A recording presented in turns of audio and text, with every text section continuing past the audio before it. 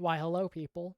So, some of you have commented on my most recent video about how I was, planning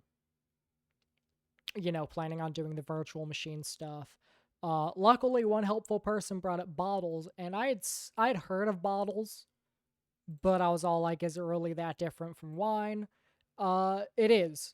As you can see, I have FL Studio open, and if I do a full screen display right now, I'm using bottles to run FL. So this is just running inside of Linux, technically. So yeah, and it sounds great. On my side, there's no latency. OBS might have some latency. I also need to add in, I just thought about this, audio output. Add existing. Okay, let's see. Is this going to output correctly then? That is the question. Let's see, is OBS picking? It is, nice. There we go, now it's not loud.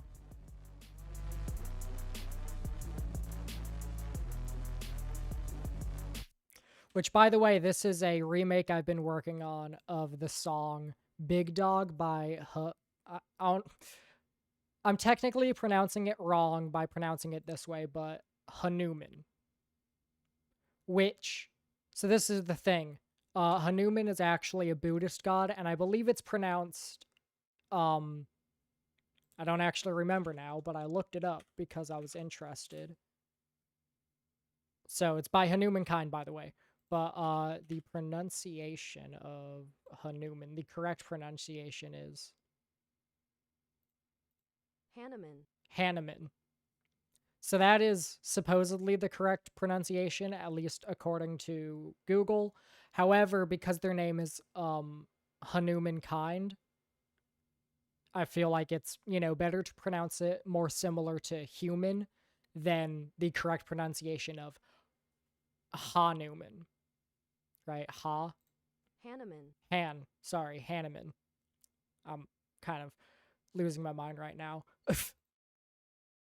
I'm just so hyped that I can run FL, and it runs so well. Like, I haven't had any issues so far. The biggest issue I had is the fact that the installer for FL, the exe installer, didn't work. It kept freezing before getting to the installing the FL ASIO stuff. So what I ended up having to do is I had to go into the bottles file systems. So if I just, let's see, there it is. Open OBS back up and we can just cancel that. Cancel, bitch, damn. Do this. So yeah, if I just show you what I'm talking about. So I pretty much just had to go into here, and then all I had to do was come down here, go into Explorer, and then I opened this tab up, and then I pretty much just went to where I put the files, which is in downloads. So I downloaded the ASIO. Luckily, somebody put it on GitHub. So I was able to download it, and then I just had to, run this, and it ran perfectly fine because it used the Windows terminal to run it, and so the ASIO stuff downloaded perfectly fine, and now it works, and now I have FL, and it has, as you can see, give me a second here, god damn it, let me click on the right fucking thing, there we go. So yeah, if I go, yeah, as you can see, we now have the FL Studio ASIO. So yeah, if you run into an issue, if you're like trying to download FL on Linux using the installer and bottles, then most likely you'll run into that same, not most likely, there's a possibility you'll run into that same issue. So if you do, just, go to the GitHub. I'll probably have the GitHub linked in the description of this video for anybody who, runs into the same issue I did.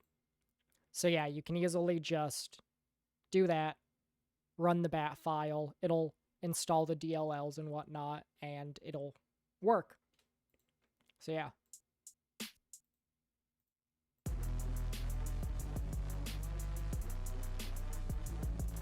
God. Honestly, this sounds better than Windows sound quality. It's insane.